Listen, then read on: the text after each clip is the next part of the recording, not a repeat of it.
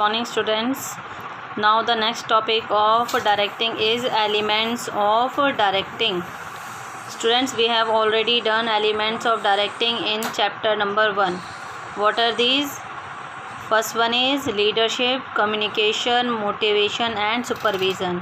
We can write it in this way, LCMS. जैसे हम LCM लेते थे, ठीक है, तो इस तरह से हम इसे LCMS से भी याद कर सकते हैं, leadership, communication, motivation and supervision. So first of all we will discuss the first element, which is supervision. Supervision is made up of two words, super and vision. Super means over and above, while vision means seeing. So supervision means overseeing employees at work. Whenever employees are performing work in the organization, then overseeing their activities, watch their activities, then it is called as supervision. Now supervision can be understood, or the term supervision can be understood in two ways. The term can be understood in two ways. First, as an element of directing, and as a function performed by supervisors. So first of all, as an element of directing, supervision means overseeing the activities whenever workers are working in the organization, as well as guiding the employees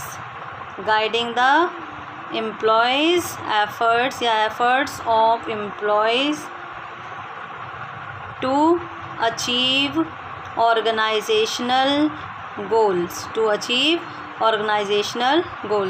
So supervision को हम element मानते हैं हम directing का. Yes, it is an element of directing. And इसका meaning क्या है, ये क्यों हमारे ज़रूरी है कि सुपरविज़न के थ्रू एक मैनेजर अपने एम्प्लॉयज़ को गाइडेंस देता है ताकि वो गोल्स इफ़ेक्टिवली अचीव कर सके. And as a function performed by a supervisor. अब सुपरवाइज़र कौन है? सुपरवाइज़र एक मैनेजरियल पोजीशन है in the operative or operational level, at the operational level का दूसरा नाम lower level. तो सुपरवाइज़र एक मैनेजरियल पोजीशन है in the operational level और at the lower level.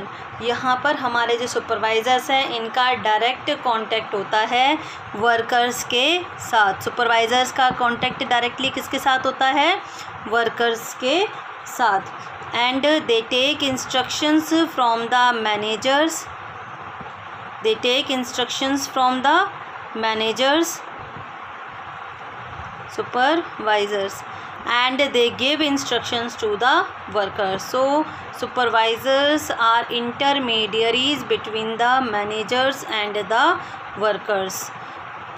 Yes, so I think it is clear. Supervision as an element of directing, it means guiding or instructing the employees in such a way that it will help in achieving the organizational goal.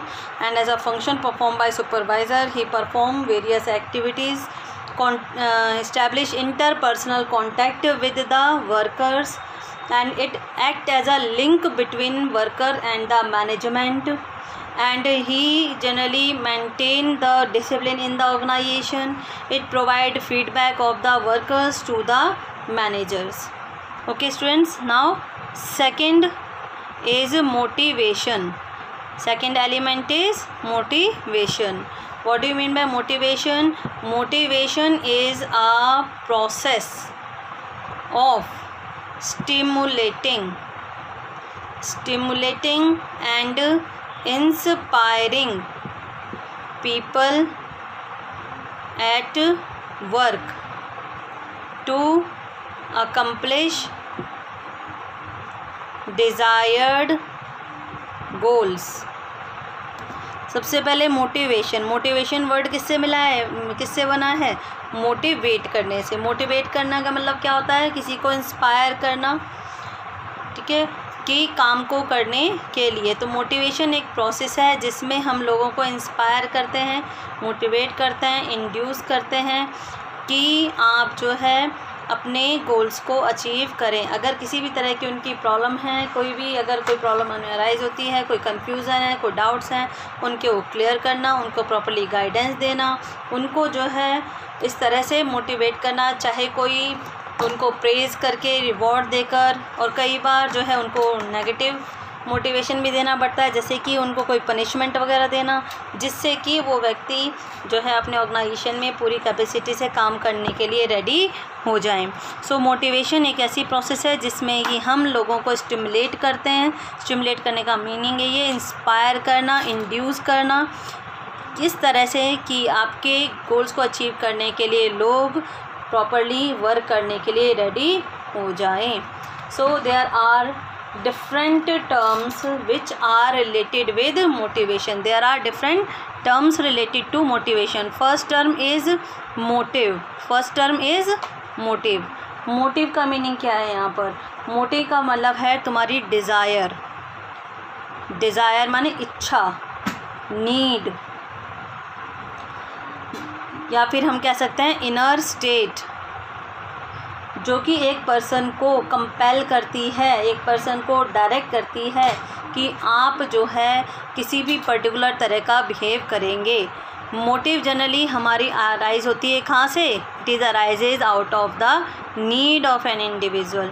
सबसे पहले हम ये देखते हैं कि हमारी ज़रूरत क्या है। अगर हमारी ज़रूरत है तभी हम कुछ काम करते हैं, अदरवाइज़ नहीं। जैसे कि अगर हम लेकर चलते हैं कि हमारी में जो है भूख लगी है, मीन्स वी आर हंग्री, ठीक है, हमें भूख लगी है, तो हमें ज़रूरत किस चीज़ की है? हमारी नीड क्या है? फूड। हमारी नीड क्या है? फूड। तो अब फूड लेने के लिए एक पर्सन क्या करता है? सर्च करता है कि भाई वो फूड उसे कहाँ पर मिलेगा। when you get the food, then his, or when that person get the food, then his need of food is satisfied.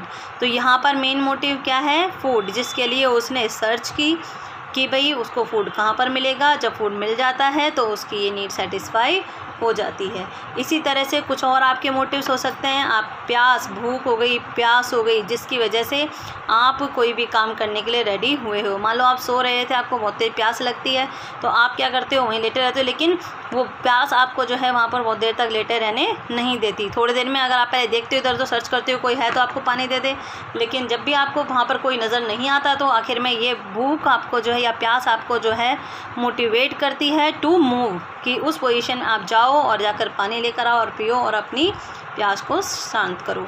इसी तरह से हमारे डिफरेंट और हो सकते हैं motives.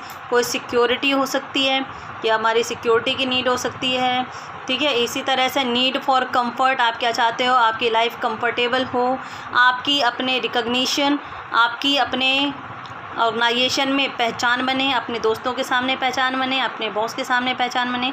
So these are considered as motive. Motive में जिस चीज़ को अचीव करने के लिए आप मोटिवेट होते हो, it is considered as your need और desire.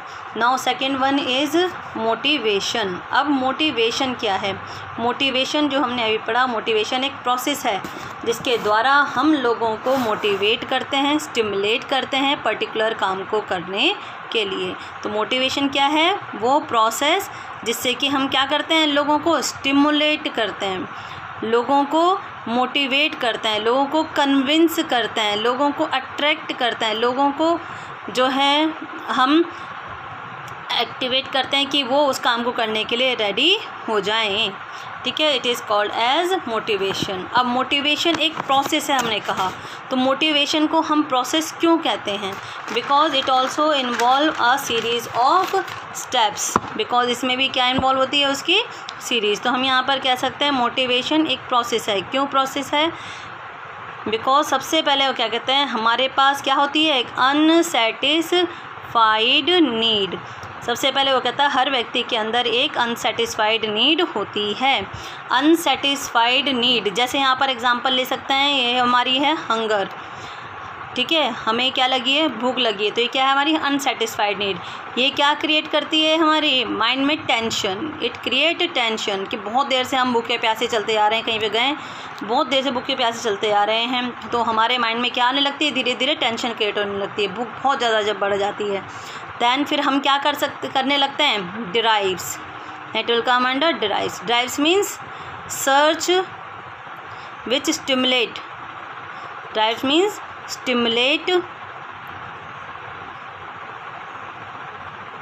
stimulate his or her drive. अब ये क्या करती है, एक तरह से मोटिवेट करती है एक पर्सन को कि अपनी इस नीड को सेटिस्फाई करने के लिए तुम इधर उधर जो है ढूंढने लगते हो कि भाई कहाँ यहाँ पर कोई रेस्टोरेंट है या फिर कहाँ पर कोई फूड वगैरह कहीं पर अवेलेबल है कि वो उन चीज़ को खा सके और अपनी भूख शांत कर सके। तो क्या करने लगता है, वो उसे मोटिवेट करती है मूव करने के लिए। फिर आप जब मूव करते हो तो आप यहाँ पर वहाँ पर सर्च करने लगते हो, ठीक है, तो इसे हम कहते हैं सर्च बिहेवियर। तो आप वहाँ पर देखते हो कि वहाँ होटल है कोई जहाँ पर आपको जो है स्नैक या मील मिल जाए। जब आपको खाना मिल जाता है, एक स्टॉल आपको मिल जाती है, एक होटल आपको मिल जाता है, वहाँ जो चीज़ आपको खानी थी आप खा लेते हो, जिससे आपकी भूख शांत हो जाती है एंड यू फील सेटिस्फाइड। तो आपकी नीड सेटिस्फाई हो जाती है। जब नीड सेटिस्फाई हो गई तो क्या होगा, आपकी टेंशन रिड्यूस हो गई। टेंशन क्या हो गई आपकी, रिड्यूस।